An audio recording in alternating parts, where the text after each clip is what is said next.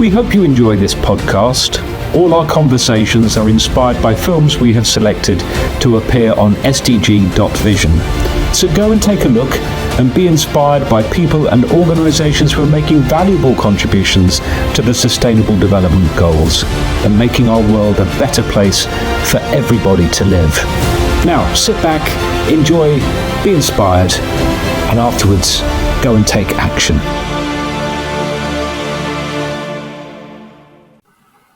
Well, it's the SDG Vision podcast once again, and today I'm really thrilled to be joined by Mark Chivers from, Dorset COP, but also Zero Carbon Dorset, and Mark will explain why there's two organisations involved. Hello, Mark. Hello, Pierre. Lovely to be here.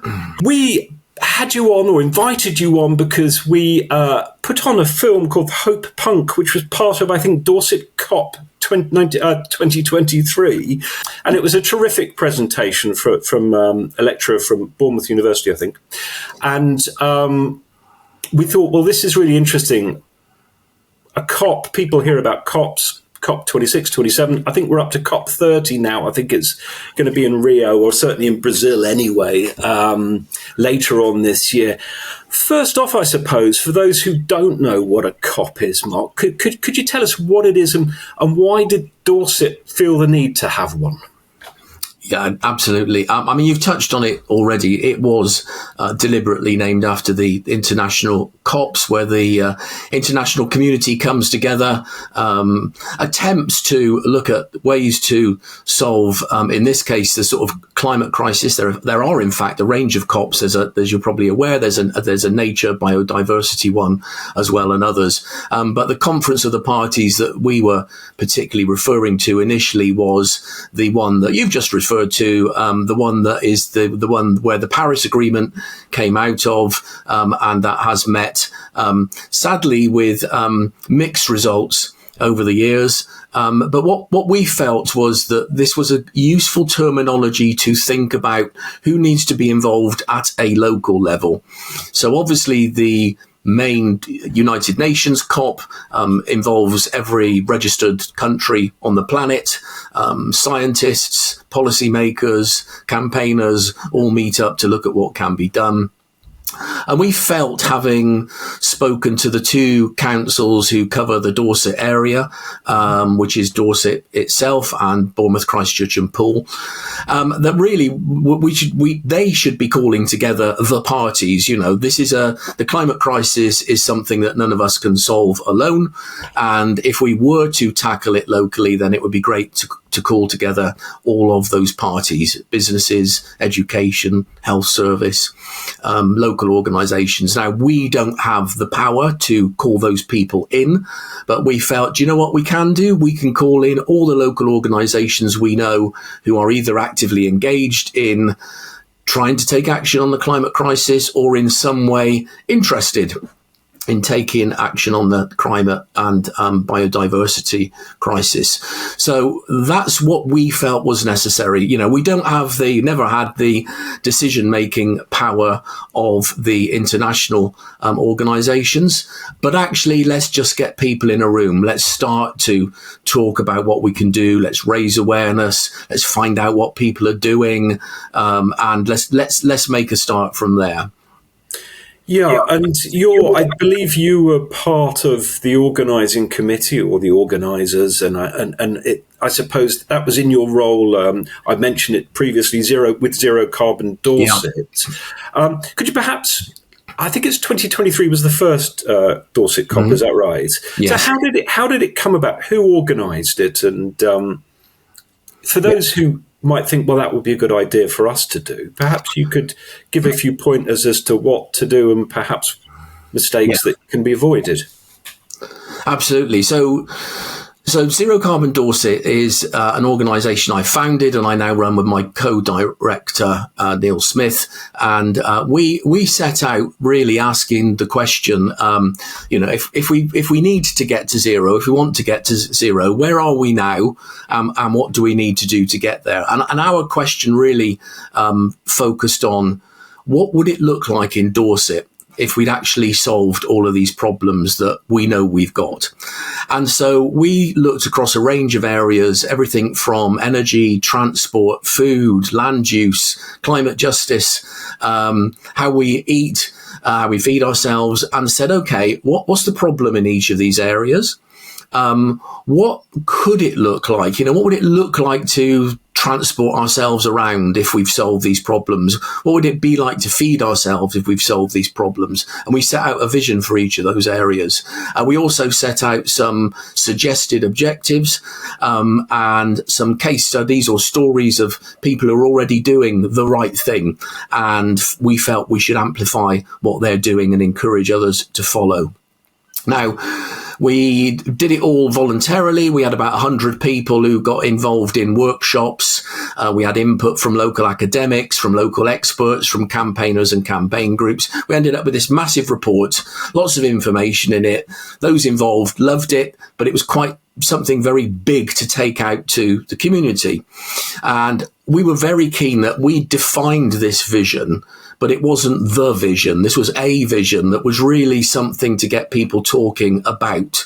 What could we do? What do we need to do? What could we do? What will it look like?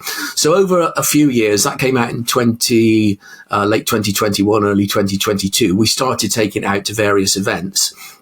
But we never felt we were really reaching out to the audience that we wanted to. So we had this idea of calling groups together and trying to get in people outside the bubble to that event as well. Meanwhile, there are two other organisations in the county, Sustainable Dorset and Dorset Climate Action Network, were likewise doing their own things, not completely independently. We do work together quite closely, but we're also contemplating doing a sort of big event. So we thought, right, why don't the three of us get together and let's push this idea forward, push it under the banner of a COP, because for all reasons, it just made sense to create this opportunity for the community.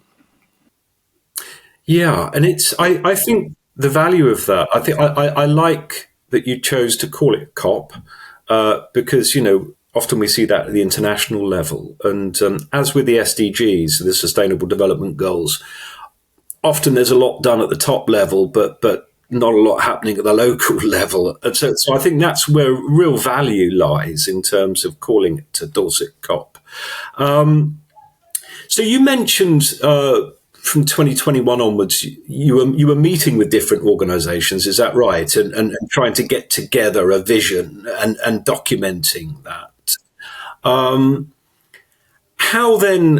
How did Dorset COP then allow you to get that one step further, or have you done, or is it is it something you're still looking to achieve? Yeah, I think for us, there's the event, the original event in 2023 and the second one in 2024 were remarkably successful. We were absolutely delighted. At the first event, we had over 100 organisations represented, around 250 attendees. At the second event, in November last year, we had nearly 350 attendees. And through the day, through people being involved just in awareness raising, in participating in workshops, in sort of networking sessions, and across a whole range of different activities, the feedback was very positive across everything. People found it incredibly useful. They learnt a lot. They made connections. I think if I look at it through a narrow Zero Carbon Dorset lens, then we haven't been able to progress that sort of purist defining of the vision that maybe was one of our key objectives at the beginning. But that's not to say that it hasn't been useful in it. So as I said at the outset, when we looked at Zero Carbon Dorset, we structured it around those key areas we need to change. So, reducing the amount of power we use, switching to renewable energy, how we use land, eat well, etc. So both events have been shaped around those same areas. So if you like, the Zero Carbon Dorset 2030 report sits at the centre of the shape of the events that we have held. And it has progressed action across the county. So, I mean, what we have seen is a number of situations that have come out of them where individuals and groups have taken actions away. You mentioned one at the outset, which is the Hope Punk scenario. That's actually...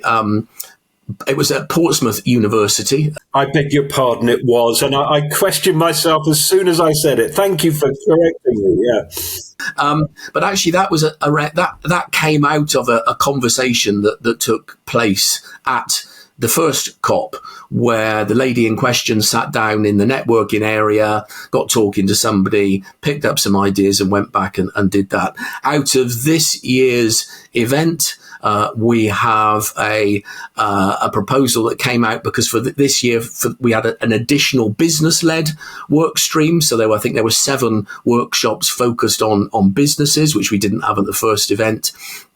And I believe that out of that, those who were involved in organising that work stream have taken away an action where they're looking to set up a B Corp hub in the area, which doesn't exist. And it was by coming together at the COP that they realised how many organisations are out there and that there is some motivation to sort of get together and do more on a local basis. We ran a session on the impact of climate change for schools, or developing a climate action plan for schools. As a result of that, one deputy head and a number of people who are campaigners in that area and work in that area have come to us to talk about the potential of establishing a schools COP later this year. And there are many other actions where, they might not be high level, but you've got people who came along and listened to an event, have taken that back, have either used it to talk to their councillors or talk to people at work or build on their local organisations. And I think the other thing for me is that, we're all at a different part of our journey, in whether that's the journey of how much we understand about the crisis, how much we understand about the solutions, but also a journey on, how far we are prepared to go in terms of activism. And I think what both events did was enable people to think about how they can, commit more to take action in different ways. That's really good. So I guess an essential part of that process at the COP were the workshops. So you had speakers, but also you had workshops where people who were working on similar activities could then share experience, learning, etc., and take things forward, as you say. The first year was primarily traditional seminar type sessions. There was a panel of experts in the area, and we looked at the circular economy, policies, energy, nature restoration, and, usual format, panel speakers, Q&A, and from there. Alongside that, we had a small number of workshops, and we had what we also called the COP Cafe, where we had a speaker's corner where any local group could just roll up and do a short presentation on who they were, what they do. So that was sort of action oriented, but we were keen on the second year to make it much more focused on actions and outcomes. So this year we asked each of the organisers in their workshops to think very much about the way they run it needed to be focused on actions that people could take away from those sessions. So not to devalue the fact that lots of people came along and learnt a lot more than perhaps they knew before, but actually and going forward, we want to think about how can we ensure that these sessions are very action focused, or the outcomes are action focused. I think that's really good, because I think that often criticisms of these events are that they're informative, they're good, they bring people together, there's solidarity there, which I think is important. But then there's the big question: well, what then? What happened? And I think you seem to have found a mechanism to address that issue very well. What about sort of the follow up in terms of is it possible for you or your team to find out? You've mentioned the schools and having a school COP, so that's one real firm, solid outcome that's come out of a practical outcome.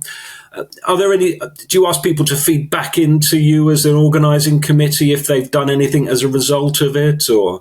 Now that would have been a great idea, wouldn't it? That's the nature of these things. You can't think of everything. It is exactly that. It is one of those things where the whole organising just runs away with you. If you or anyone else has been involved in, organising things at this scale, then you know that, once you get into the detail of which room are we going to fit all of these things in, and how do we schedule them so the certain ones don't clash, and we've got all the speakers we need, and have we got everybody at the premises knows we're arriving, are the chairs set up, all that wonderful stuff of organising an event.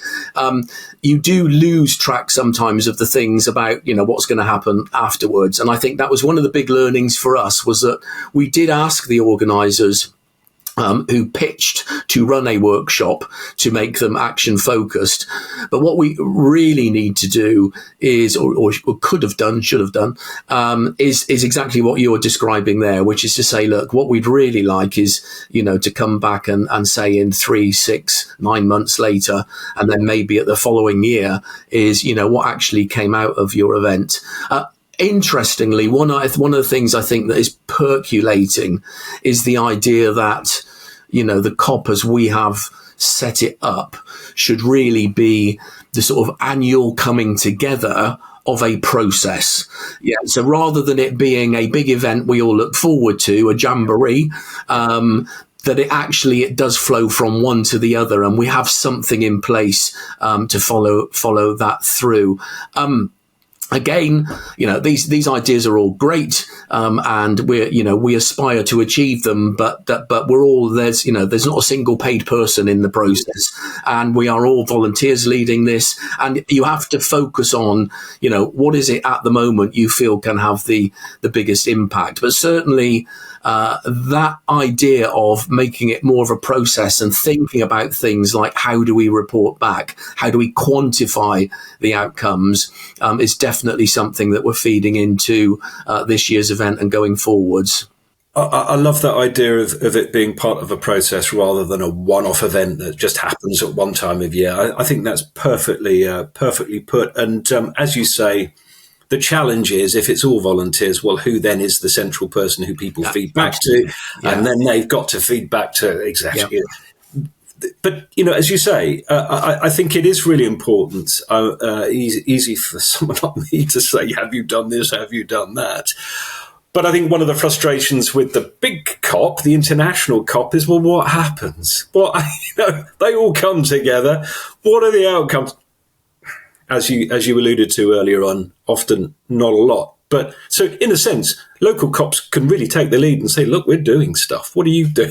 So it'd be a nice lesson. Absolutely. I think there's two aspects there. One is, and I'm very much among those people who have stood up and criticised the international COP process, certainly over the past few years when it's been, led by sort of petro-states. It really is question where it's going. And, I've got no qualms about calling out our leaders on failing to take the action that they know we need to take. However, I think it's important to recognise that, we still have a chance, bluntly where we are, it is still possible to avert the worst of this crisis. And maybe the question is, had there been no COP process, would we be now past that point where we could actually pass the point of no return? So I think there's something about these events where, as a bystander, sometimes it's difficult to think about the actual achievements they've made. Unless you're an academic in the field and really analysing what's going on, then sometimes it's difficult to look at the charts and see that, they've actually achieved something. And to a certain extent, I think I would have to apply that same sort of approach to our event, which is, because of what we've just been discussing, it is quite difficult to quantify the outcomes. And there are things going on that would never have happened if people hadn't have come together on that day. But I think the subtle difference for me, and you've alluded to it slightly, is that What we do know about climate change is that this is a common action problem. It's something that none of us can solve alone. It needs all of us to be involved. And actually, the changes we need to make, it's not just about switching to renewable energy. It's much more pervasive. We need a change in society and lifestyle. That brings with it massive challenges. And it's never going to happen if the majority of people aren't on board. Now, the way you get the majority of people on board can be top down. It can be through, appropriate communication and education, the type of thing maybe we saw during the pandemic when people are shown graphs and explain what it means and explain the issue if we don't take the actions proposed. But it also needs people to engage on a local level. And again, if we think of the COVID as an example, the things we need to do, we did on a local level. And for vulnerable people, groups came together to help them, and the community stepped up where it was necessary. So I think it's that same sort of feeling and thought around addressing the climate and ecological crisis, which is really that action needs policies, needs top-down policies, but the day-to-day impact and the way we need to change sits at local community level. It's on your street, it's in your town, it's in your neighbourhood that those things need to happen. So I think irrespective of the global process and policies, there is a need for communities to come together to have these discussions, and probably way more than we've even started out here. But hopefully we've started on that journey, and we can, inspire that to grow over the coming years. No, I think that's all.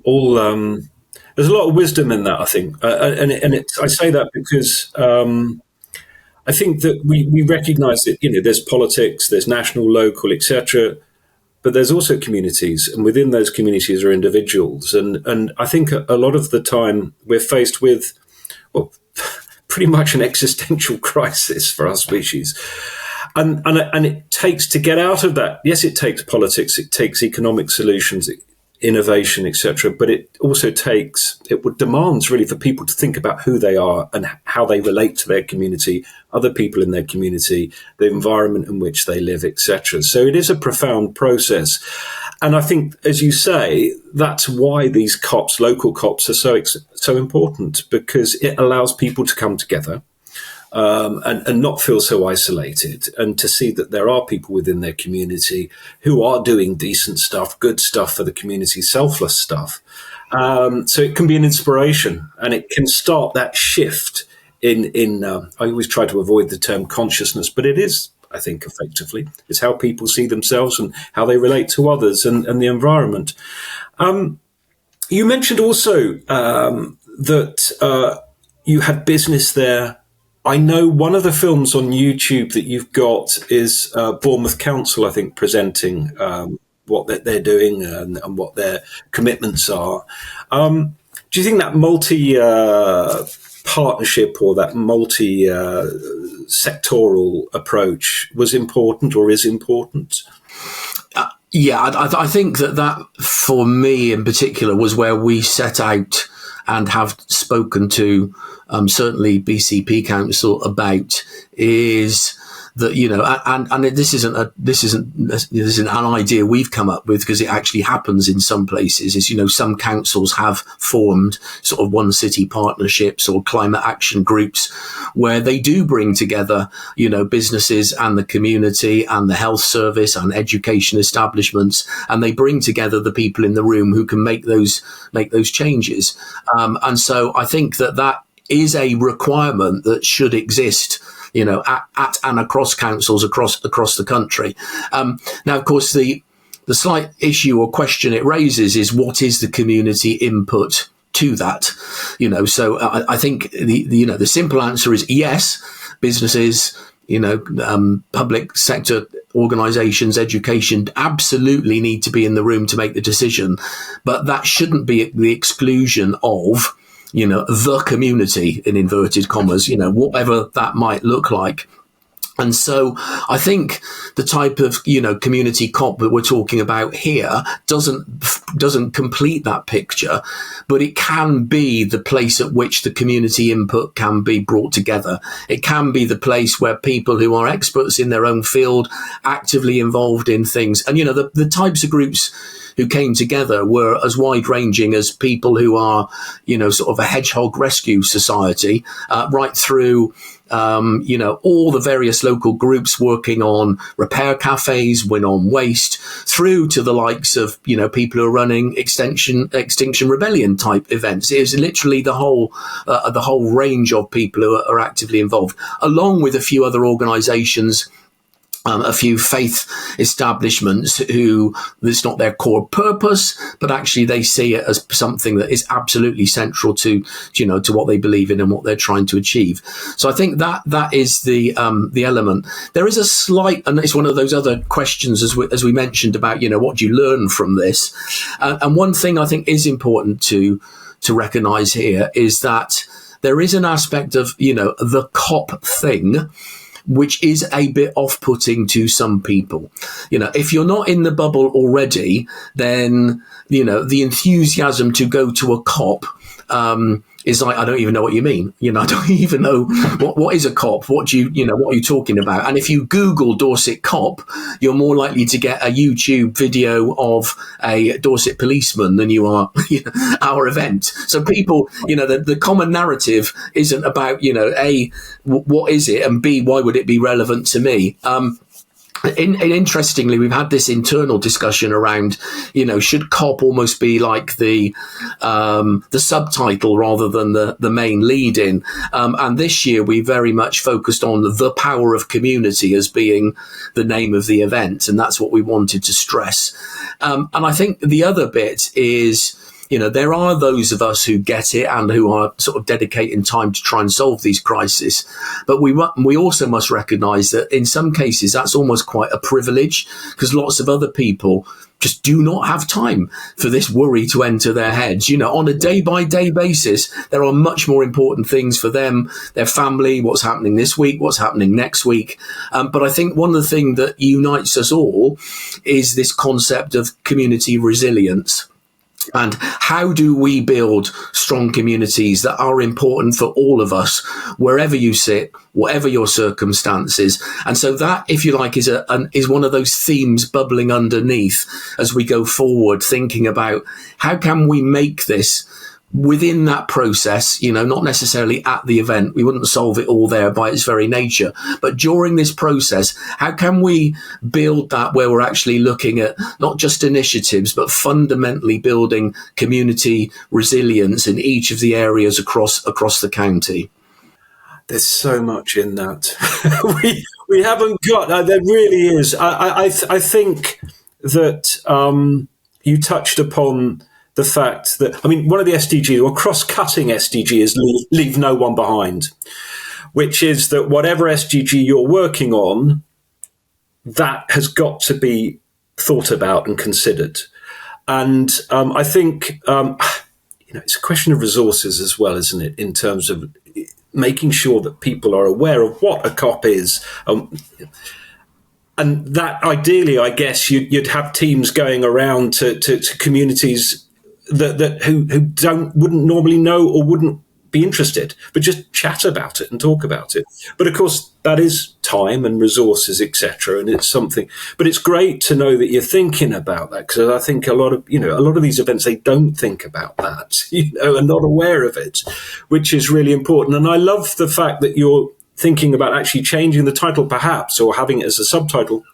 What I loved about your work at Zero Carbon Dorset is the vision aspect. And I think that, I've said it quite a few times on this podcast already. It comes up again and again. I think in terms of whether you want to call it progressives or whatever, or people who are seeking to make a change, an equitable change in our communities, what we've not been good at in the last 30, 40 years is saying, right, well, this is what we think would be a better way to run society.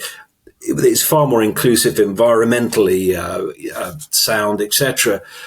And I love what you're doing, that aspect of your work at Zero Carbon Dorset. And maybe it could be a vision for Dorset or something as the name, and then a COP underneath or whatever. Because I think that storytelling is so important in terms of, well, it just doesn't have to be like this. There don't have to be poor people. We've got enough resources in the world. There shouldn't be people with multiple homes letting them out at exorbitant rates in our communities when actually there are people sleeping on the streets, etc., etc. I could go on and on. So I think it's really, really important, to think about these things in terms of accessibility on any level, really, for events such as Dorset COP. On that same note about community, I saw there was something called a People's Assembly at the Dorset COP. Could you sort of speak to that and explain what that was? Absolutely, yeah. So this is, we were keen to do this, and a group from Weymouth specifically helped run this session at the first event. Personally, I'm quite keen on this notion of assemblies. If people aren't familiar with them, I guess the one that's really come to the fore recently is the notion of a citizens' assembly. Has been used in multiple places to solve complex issues where there are very often strong opposing views, and I guess the abortion legislation in Ireland is the example that's often used as the best example of how very clear opposing views needed to come together to come up with a consensus about what it would work. And they work by, like a jury service. You call in a random selection of people, and they're presented with the evidence, and they, like a jury, they come up with an answer.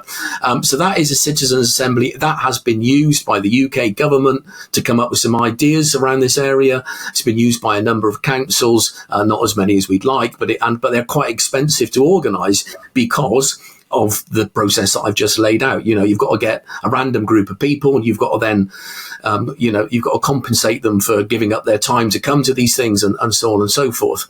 A People's Assembly is a similar process, but it just says, look, there's an opportunity for a group of individuals to come together where no voice is more important than another, and where everybody has the right to be heard.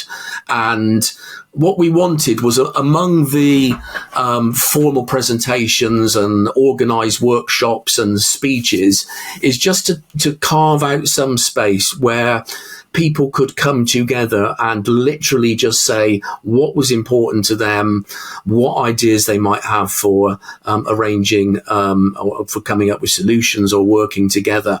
And I think the value of them is giving that space for people to share those ideas and come up with them.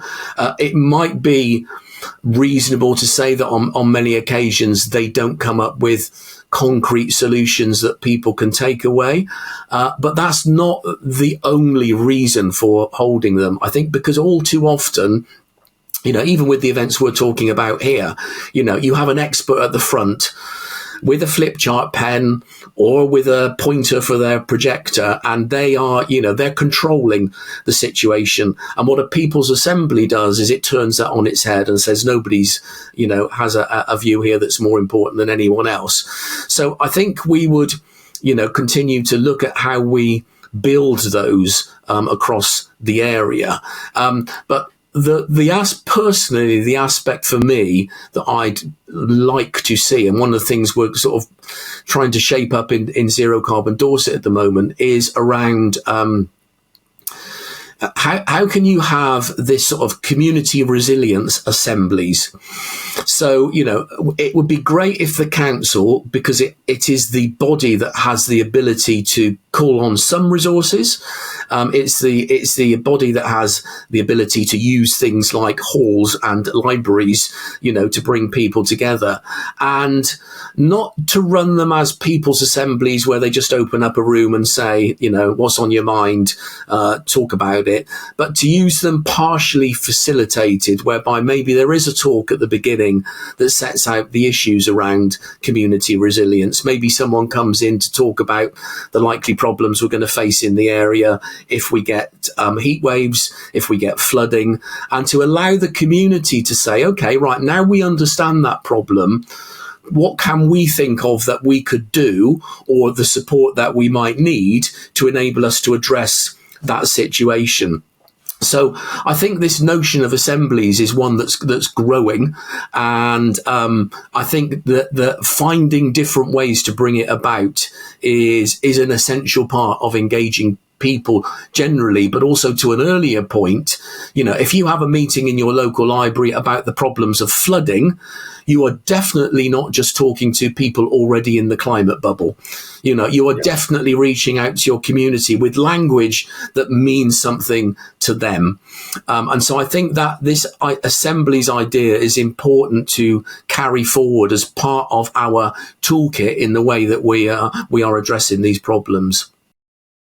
It's really interesting, isn't it? I suppose one of the things that would need to be established would be a mechanism whereby the council formally agrees that it's an advisory body that they listen to. They're not beholden necessarily to take forward everything, but at least it then allows a dialogue with local authorities to say, well, look, we advised on this, and for whatever reasons, resources or whatever, you chose not to take it forward, but we would advise again that you do this. Yeah. So it makes democracy. We had Danish Riskandaraja, who has written a book called Power to the People, and he writes a lot about citizens' assemblies, and it is opening up democracy a bit, isn't it? And allowing that dialogue where dialogue didn't happen. It might have happened between an individual and a local councillor or whatever, but there's nothing more effective than people coming together, as you say, be it through personal experience with floods or whatever. And it is one of those areas, I think, where a bit like where we set out with this conversation around, the COP process, the international COP process is top down. It's policy making. It's international. You can't get a bigger picture than everybody on the planet. We've turn that on its head and say this is ground up, this is communities, and this is literally about what do we want to do, those of us who are worried about this at local level.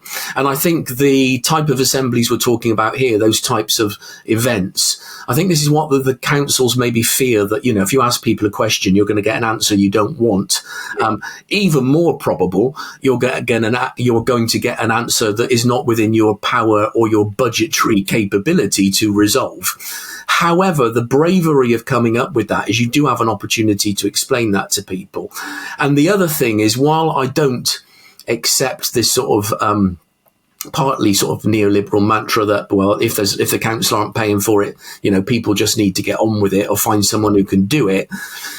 I do favour, where communities come together on that sort of more mutual aid basis to say, look, this is our community, we're taking responsibility for this type of action. So I think those should definitely be applauded and I think by the council sort of facilitating conversations like that, you are going to get some things about, we want you to do this, we want you to do that maybe they can't immediately. But also you could get people in that room who say, do you know what, there are things that we can do here together. There's things that we could set up. There's a repair cafe, in the neighbouring, what we could do one of them here. I see that the other, somebody else mentioned that they're doing this to help with flooding in their area. Is there any way around here we could build something or together as a community that would help prevent that? So I think they need to have confidence that actually, when you ask people, they don't only sort of moan and complain, but they can also come up with solutions none of us have probably ever thought about, but just by getting different people in a room, different experiences, different skills, they do emerge. Yeah, and I think that is a political process. It may not be. I mean, just that sort of mutual aid thing. Well, we're coming back to the way people think about themselves, how they relate to other people in their community, the environment they live in, etc. And I think that is a process, and it is a political process, because I think once people realise, well, look, this is what we're doing. What are our elected officials doing? And then hopefully that will allow a more meaningful dialogue to take place that will then put pressure on local elected officials to find the resources. And it goes back to the visioning thing, doesn't it? What are the valuable resources in our community, and how can we make them more equitable? Anyway, I think it's fascinating.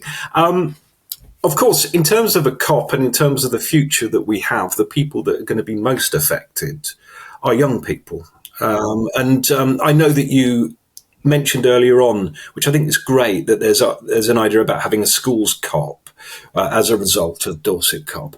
Any other ways? And also, one thing I wanted to mention, which I thought was terrific, and a lot of them are on YouTube, are the films of the various sessions. So that's another way that it can be made more accessible for people who maybe couldn't find the time to do it, etc. And I think they were filmed by students. Was it from Bournemouth University? Yeah. So the first year event wasn't. The majority of the films that are up there at the moment were filmed by a number of volunteers from a local media company and one of our team, Matt, who did a lot of the videoing and all of the editing. In the second event, as you say, actually, what we found is that we were offered the support of a number of students who gave up their day to come along and record things. Those are still in the editing suite at the moment, and hopefully we'll be posting them in due course. As you also said, at the first event, we did have a youth section, which involved a talk from a group of primary school students, from a secondary school student, singular, and a young lad from Just Stop Oil. So we had, again, quite a range there. Really quite motivational talk from the primary school children who came along and talked about the campaign that they were running to try and get a cycle lane to their school. And very interesting how, that their reflection on local democracy and how people talked about the years that it might take for this to be constructed, and their basis, well, I won't even be at the school by then. That's terrific, isn't it? Little things like that do really hammer some messages home.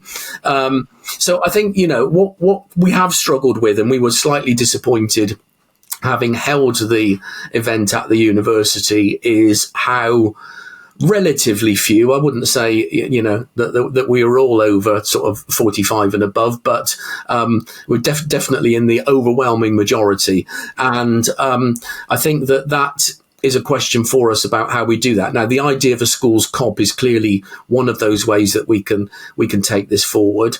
And I don't know. I honestly think this is a problem that I hear everywhere, and see everywhere, that, it is quite difficult to engage. It comes back possibly to that language again we use. This is things that these older people are doing. Am I involved in COP? How do we find the ways that makes it relevant for young people? And it's probably, it's a positive discrimination type issue. I think it's one of these things where maybe we have to arrange events and say, you're not allowed in the door if you're over 30.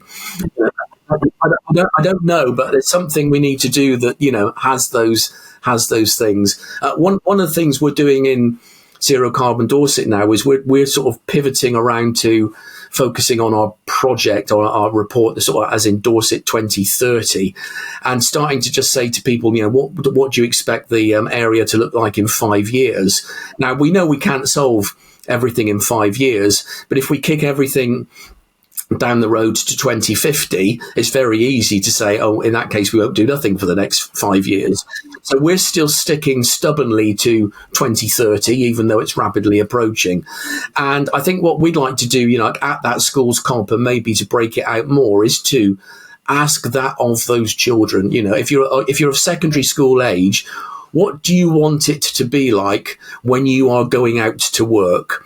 What do you want to see around here when you're in a position of being able to, or want to, move into your own property?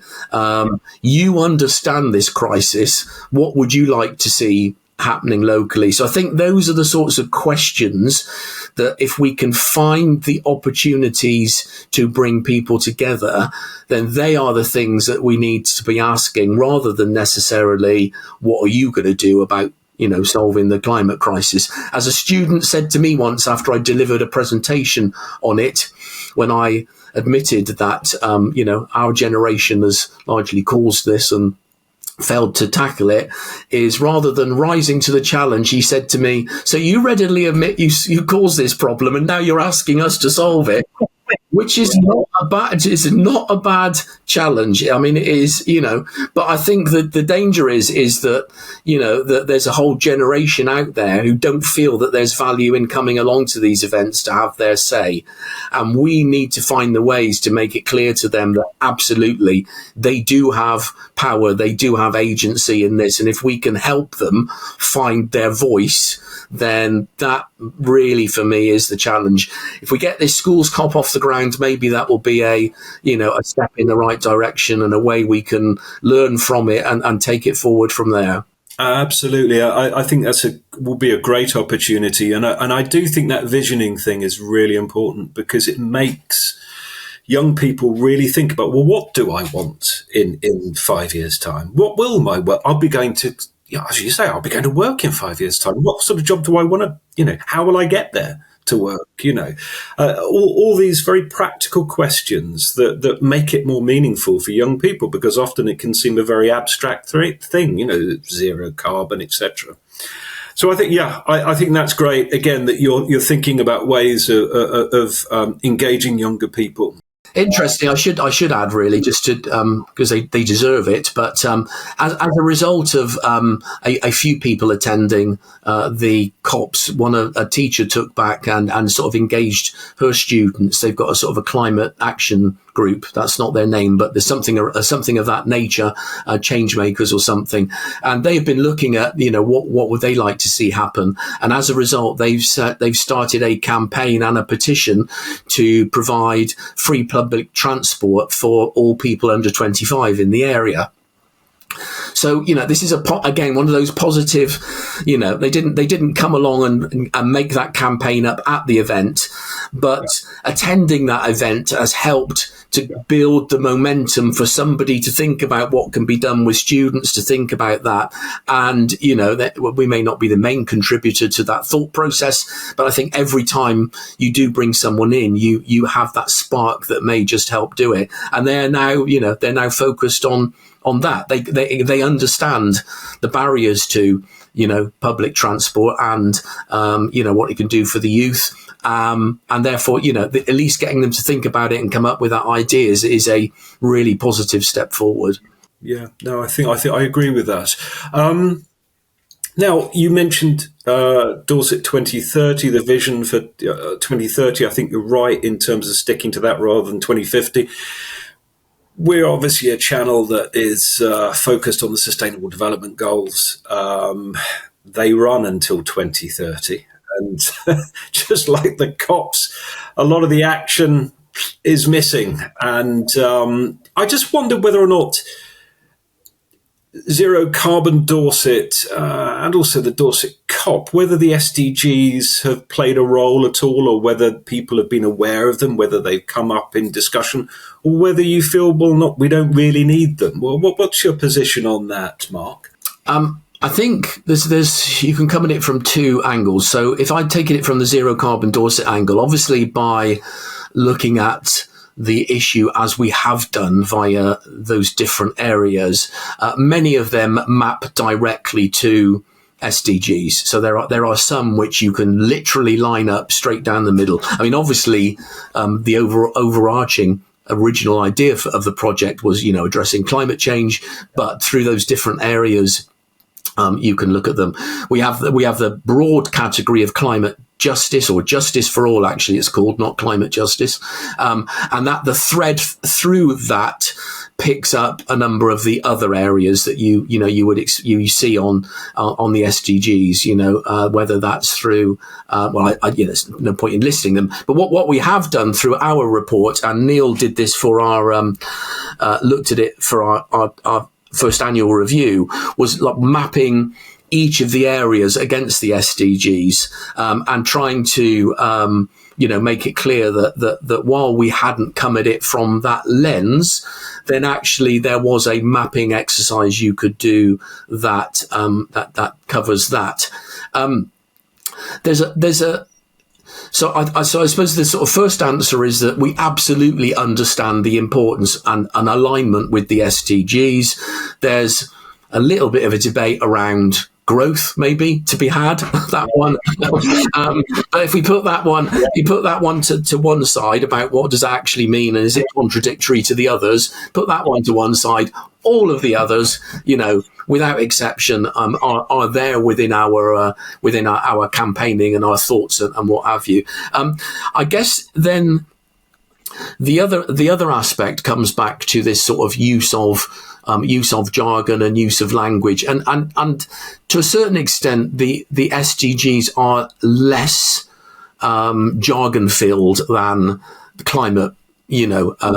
So if you think of, whether it's education, equality, housing, all of those things, is, they're much more obvious in terms of, what they mean. I mean, you might need to delve into them to go, well, exactly what do they expect to happen in that area? But when you read the objectives, they're not highly technical. They are things that everybody can understand. But the worry, I think, about the SDGs, given how many of them, is one of the issues we all face in this area is this is just such a big problem. It is all encompassing. And if you then say, okay, well, to help it, we're going to break it down into 16, 17 areas, then it's almost like, oh, okay, right, it was even bigger than I thought. I hadn't even thought of that one. You've now added that in. So there's an element about how do you do that without then just freaking people out that there are more things there. And too often, I think we found that some of our discussions can lean towards academic debates rather than practical debates. And that's not wrong, because there are absolutely times where you need to step back and understand why is this happening, what's going on, and what have you. But it comes back to that point about engagement. I still think possibly, we might see a time where we actually just run through those, as a useful. I know Neil is very, very keen on them, having worked at the university where they are very prominent. So again, it's things that students would understand probably a lot more than us older ones, for example, who maybe haven't come across them. So I think I think we're aligned with them in general, 95% maybe, but not explicitly. And I think in our in how we progress, I think there is an opportunity to use them more, but just stepping back and thinking through that, do we just, that we don't confuse people by going, well, we're not just talking about climate change now. We're talking about 15, 16 other areas. So it's about approaching them in the right way, definitely. But they are at the heart of it all. Yeah, no, absolutely. And they're a useful framework. And I think that for us anyway, the value of them is that, as you say, we are faced with multiple crises, but they're all interlinked. Oh, absolutely. And it's that kind of thinking that we need to, because I really liked your point on SDG 8, which is decent work in economic growth, and I can't leave it. I can't leave that, Mark, because I do think there is an issue around that. Economic growth, is it good in and of itself? Well, depends how that value is then redistributed, isn't it? And whether or not people actually do benefit. Everybody benefits from economic growth, and also whether does economic growth harm the environment? Is that still okay? Is it at any cost? So I think, it does have decent work and economic growth, but I think it could be a little bit more sustainable economic growth. Perhaps it could have in there would be better. But of course, we've got the sort of the cross-cutting theme of leave no one behind. But I think you're right. I think that was a really good point about economic growth, and it makes you think. Fantastic, Mark. I think we could talk all day, couldn't we? I could listen to you all day, because I think you've really thought through a lot of the issues, and I really appreciate your honesty in saying, hey, look, we haven't got this completely right, we're learning, and of course, it's a process, and it's a process of learning and improving and engaging with more people. But I think that what you've done is with Zero Carbon Dorset and with the Dorset COP, it is really important work, and I really hope that people can be inspired by that. I'm sure they will, and go and set up their own COPs. And it'd be lovely to have a network, a confederation of local COPs who are learning from each other and sharing. Absolutely. Yeah. One of our organisers from this year has actually taken that away as an action to see if it's possible to sort of package up what we have done. And she's currently sort of trying to structure that to say, just reflecting back on your point, look, we're not saying that we've got the answer to everything here, but what we have seen is something that we think has value, and actually replicating it would be of immense use to other areas, particularly those areas where people aren't being asked already to participate. Then this is one way that you can draw together. And just some of the things, you touched on it a few times, actually, we don't want it to be just a networking event of all those groups who are already in the same, bubble. But even if it is only that, even if that's all you can achieve, it is still incredibly powerful for people to know they are not alone. There's people across the area doing similar things with a similar mindset, and it can help just boost you to go back and do more of it, and be aware that working together, we have a greater ability to change things than just on our own. Perfect place to end, Mark. I think that's inspirational in and of itself, and I wish you all the best, and all the best for the positive and fantastic work that you're doing at Dorset COP. Thank you very much. Thank you. Thank you, Mark. Thank you. Lovely to speak with you. Thanks.